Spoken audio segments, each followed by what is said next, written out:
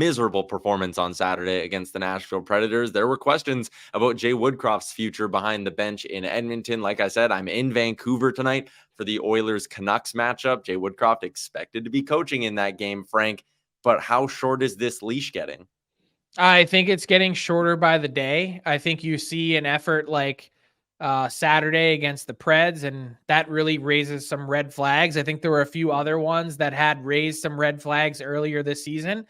And it's really tough because we just talked briefly off the top about how atrocious the Oilers goaltending has been to this point. And you say, well, Jay Woodcroft certainly wouldn't be the first coach ever to pay a significant price for a goaltending tandem that's hit a rut. But when I look at this team, it feels like to me a lot more than just the goaltending. Yeah, there's been a few nights where I think they've been unlucky. And I think there's a few stats that you could point to, especially their 5-on-5 play and maybe some expected goals where you say, this is a team that probably, should have better results right now than they do.